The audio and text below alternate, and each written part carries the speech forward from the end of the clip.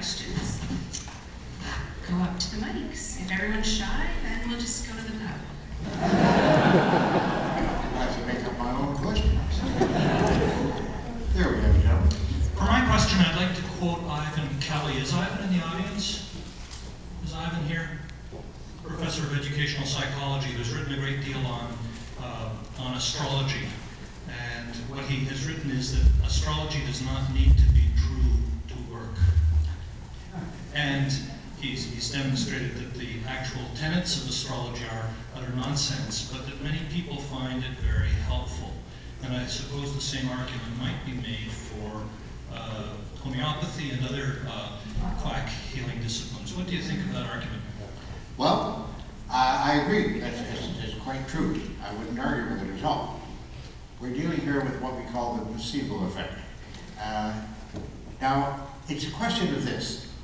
If you have a disease of some kind, or an injury, an infection, do you want to be free of it, or do you just want to feel better? Do you want to be healed, or do you just want to feel better? Because if you smoke a couple of joints or whatever, you'll feel much better. But that doesn't relieve you of the disease. The disease is still there, and it can kill you. The placebo effect is just fine in that it uses your ability to summon courage and all of those good things, satisfaction and delight, any of those emotions. But that doesn't cure diseases. The diseases will still kill you. So if you only want to feel better, go for it. But if you want to be better, I think that medical science has a much better chance of helping you.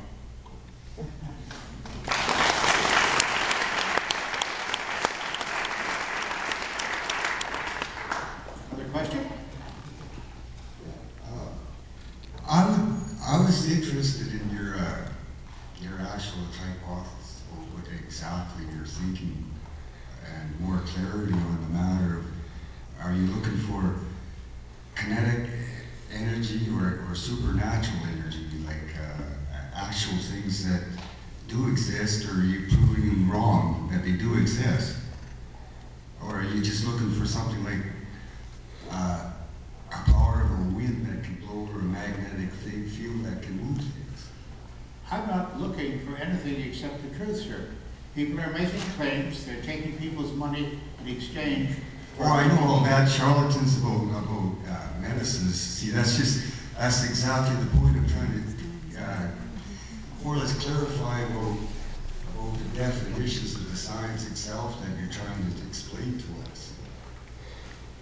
I'm sorry, I'm not solving your question at all. What is your basic question? My basic question is, are you looking for something that actually, you're looking for something that's tangible, like wind or something that works is what I'm looking for. Something that has evidence to support its existence. Well, there's actual evidence of real power and show me, and make $1 million. That's it. That evidence is worth $1 million. Show it to me. Well, you see, there's a great division of these powers. And there's a great division of these powers? There's a great division. There's a great division. Maybe it's body odor, I'm not sure. You see, there's this book that I'm coming up with. It's called I think we're going to move on to It's a called question. Intelligent Life. All in favor?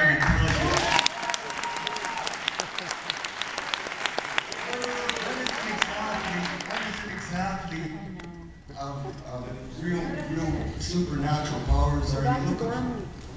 I'm not looking for any of them. I just want anyone who makes a claim that they have supernatural powers to prove that their claim is correct and it's worth $1 million.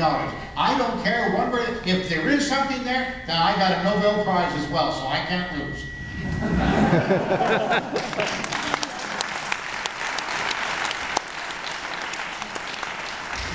There is such thing as real power. We're gonna move on. Are there any other questions? Yep, come up to one of the mics. You can line up if you want.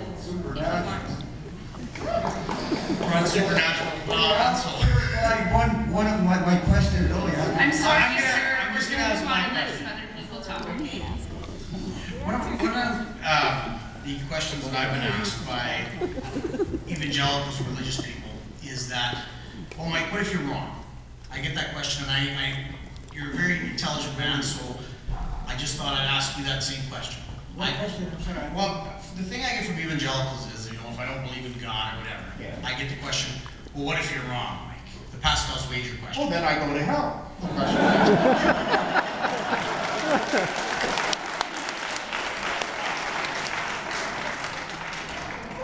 No, that's what See you there. Well, I guess I'll give you a little bit of a backstory. I work in the health sector, and last week I was approached by the health nurse saying, well, you got to get caught up with your vaccinations.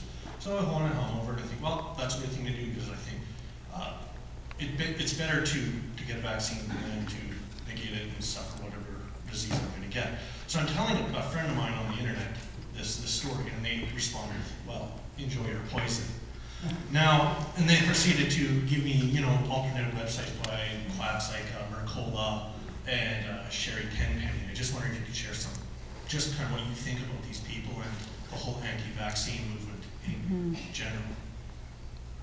I think they don't know what they're talking about, because vaccination, since the invention of vaccination way back with the smallpox vaccine, which I believe was the first effective vaccination, millions upon millions of lives have been saved, and particularly in poor countries all around the world, and continue to be saved. Smallpox doesn't exist anymore except in a few vials that are kept at secret places on Earth, because they may want to use that to create further medicines. So they preserve it. It's in a deep freeze.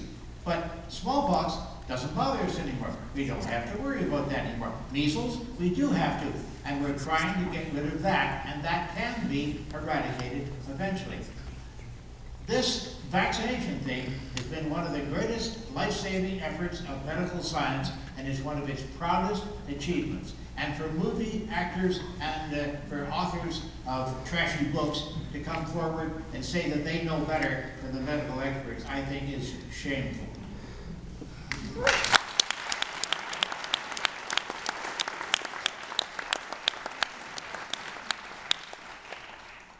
Hi, Mr. Randi. First, I want to thank you for coming to Saskatoon. Thank you.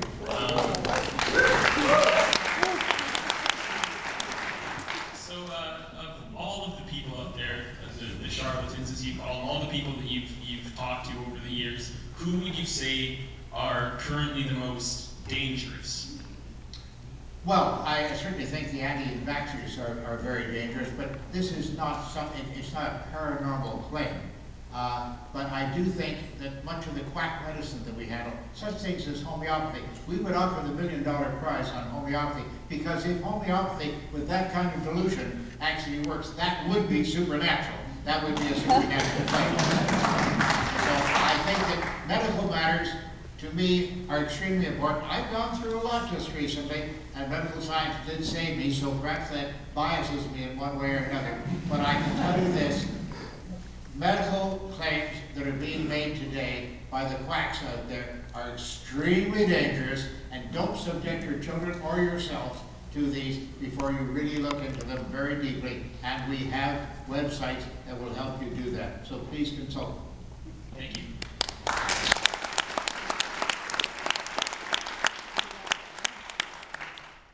Hello. You spoke a lot about children and children in the future, etc. And as one who hopes to start a family one day and that kind of thing, I'm curious, what are some good techniques and things that can be done to help encourage skepticism in children? Yes, well, I'm not a child psychologist. I really wish I knew more about it and could give you some direct advice on that. But there are articles that are present now. We have, again, if you go to our site and you look up that subject, you'll find all kinds of treatment of it. And I would direct you there, because though I read it, I am not expert on it, and I couldn't declare on it from that particular direction. So I'm very fortunate. I'm just the founder of the James Randi Education Foundation, and I have good people working for me. And Harriet Hall, for example, is one authority that works for us constantly, and she really knows, she's an MD, she really knows what she's talking about. Go into our site and click in there for Harriet Hall, see what she has to say. She issues regular bulletins on these subjects, and she'll keep you up to date on it. That's one way to do it. Thank you. You're welcome.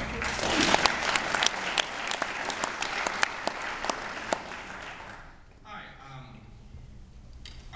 You spoke at the start of your lecture about tolerance and respect for those that have been taken in, and I think that's a great message, but I personally find myself struggling with respecting some of those people when their thoughts are just so clearly wrong. For example, the debate I'm having a lot with some of my friends is about religious tolerance and how far it should go. I'm finding it very difficult to be respectful for these people when they clearly have no respect for large parts of humanity, and I'm just wondering. Well, I would say there's a limit to what you can take on these things. Now, I'll give you a quick example of it. I was with a CBS television crew in New York City. I've forgotten the name of the venue. It was a big arena there. It wasn't Madison Square Gardens, but they were there filming W.B. Grant, who is a faith healer, so-called. I use that in quotation for faith healer that I came out against. He served some time in jail, as a matter of fact, right after this particular episode. And they were doing an expose of him. And there was a woman that we spotted going in with two canes, very similar to the one that's in the other room there, that I had used. I used just one, but she was using two. And the poor dear had a very hard time getting into the audience. She was brought up to the front because she would be a good victim for W.B. Grant. And he called her up on stage. Very, very difficult time walking across the stage. He took the canes away from her. One or two of the attendants held her on either side, and he threw the canes away disdainfully, and he commanded her to walk in the name of Jesus. That's a pretty good invitation. And she staggered forward 3 or 4 steps, waving her hands around her. She was obviously very unsteady. They came to her, and they held her again, and then they brought up a wheelchair and put her in the wheelchair and took her off stage. Now, that's not much of a demonstration, but she was yelling hallelujah all the way, and the audience was yelling hallelujah along with her. Now, we got her as she was leaving with the 2 canes back again and interviewed her. And I said to her, I said, ma'am, you came in on 2 canes, you're leaving on 2 canes, and you did take advantage of that wheelchair when you left the stage. Do you think you were healed? And she said, oh yes, oh yes. I said, but that was very deceptive for you to walk forward like that and then get into the wheelchair and be taken around behind the scenes and then be leaving on canes like that. Don't you think that's deceptive? She said, well, yes, I must admit, it is. She started to walk away and then she turned around and said, but I still believe. You can't sink an unsinkable rubber duck. These people, and there is a limit to your patience with these people, I agree. But initially, give them sympathy, give them the benefit of the doubt, if they just don't know. But if they refuse to take advantage of the information that you're giving them, then I think we can justifiably get very angry at them.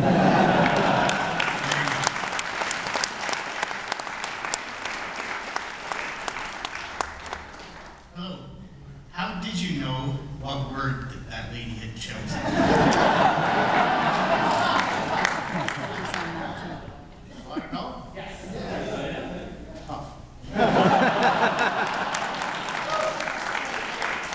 Folks, if I were to tell you how that was done, you'd say, oh yeah, if I thought about it long enough, I would have thought of that. No, you wouldn't. The point is, I want you to leave here knowing that you can be thoroughly deceived by a magician such as myself. Now, not a magician who plays honestly with you and says, yes, this is all illusion, ladies and gentlemen, thank you and good evening. The magicians, by and large, are very honest about these things, but the fakes out there, the people like John Edward and Sylvia Brown and the rest of them, those are the people that you should be fighting and that you should be very angry about. I am a magician and I'm proud of the profession that I follow. I've done that for so many years now, so many decades, and I've done very well with it, had a lot of fun with it, and I've also accomplished a great deal with it. I don't lie to my audiences. I simply deceive them as an actor does. Now, if you were to walk by a theater sometime in a small town, maybe on the afternoon, you've got nothing better to do, you look up and it says, Hamlet by William Shakespeare. You say, wait a minute, I haven't seen a Hamlet performance in quite some time. So you walk in, you pay your money, you sit down, and you see the actors come out on stage and they do their thing. It's a wonderful play, very gripping play. My friend Teller of Penn and Teller said to me the other day, he actually produced a version of this, and it's on DVD. If you can get it, you should take a look at it. So it's brought up to the modern age. Anyway, if you see those actors on stage, at the end of the show, you know what happens. They close the curtain and everybody applauds, and then they open the curtain, and the actors, the lesser ones first, and then finally the star of the whole show, they come forward. Now, I put it to you, think about this. Suppose the main actor came forward to the front edge of the stage with a blonde wig on, took off the wig, and took his bow, and then held up his hand for silence, and the audience quieted down, and he said, ladies and gentlemen, I have to tell you something you probably didn't know. I actually am a Prince of Denmark. You would be grossly insulted by this, because you know damn well he's not a Prince of Denmark. But you may also be reading the horoscope in the newspaper and say, oh, they know more than I do. I guess I better believe this. Don't fall for this crap. Be serious about it. Use your good judgment. Don't fall for the crap. Okay?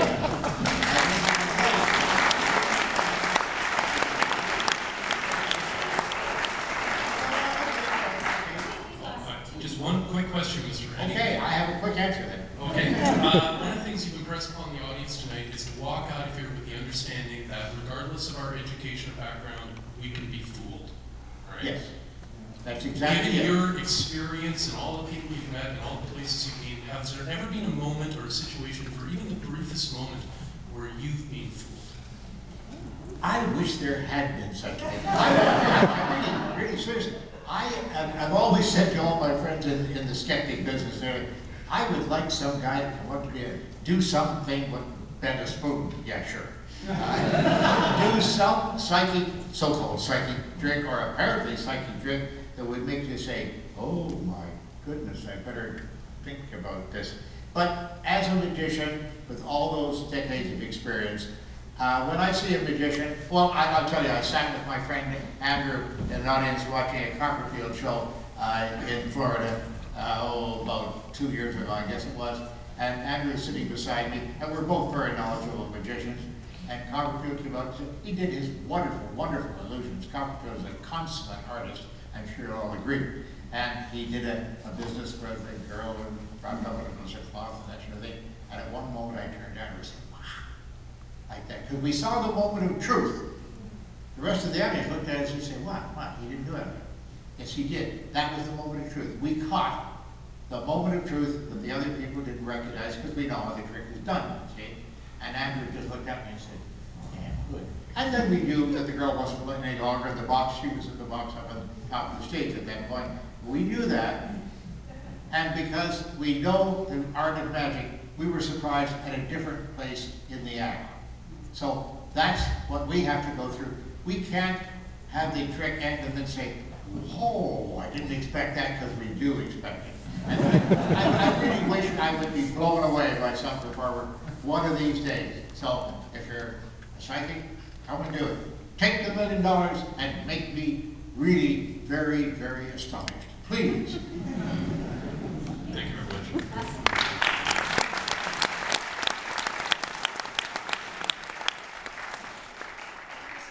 There is a quick answer.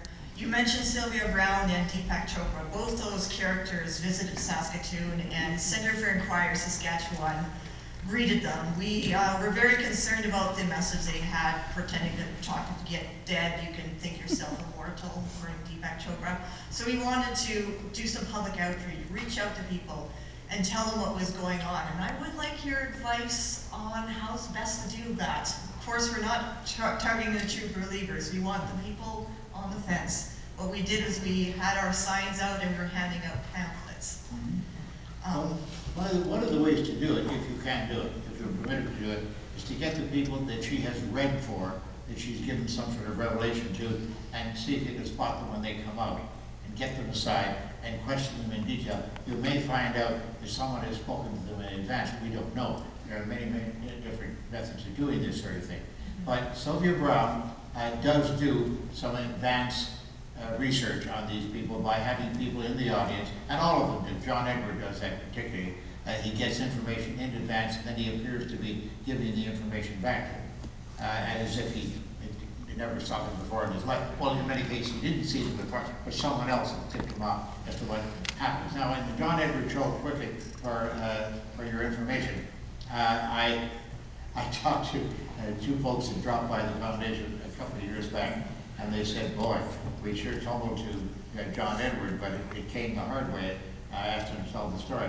They said that they were in New York as tourists. They were offered tickets to go and see the John Edward taping, and so they accepted them. They were all very happy.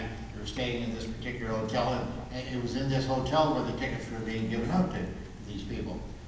And so they said, oh boy, I guess we'll see whether there's any evidence for this. And they were rather skeptical.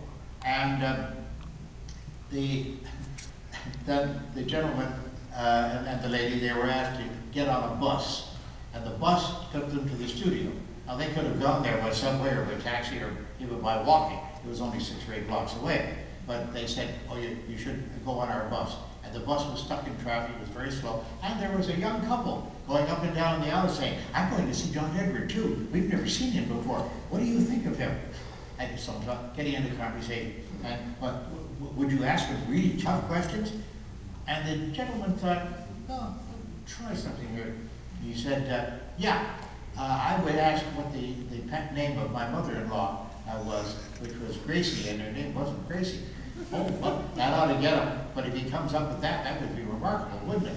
He said, yes, I guess that would be. And guess what he asked? That same guy, when they got into the studio audience, and that young couple was not in the studio audience. They were probably in the control room dictating this stuff by the earpiece or whatever it means to John Edward. And John Edward said, and your mother had a pet name, was it? Starts with G or C. Gracie, was it? And he said, well, no, but that's what I told the fellow in the bus.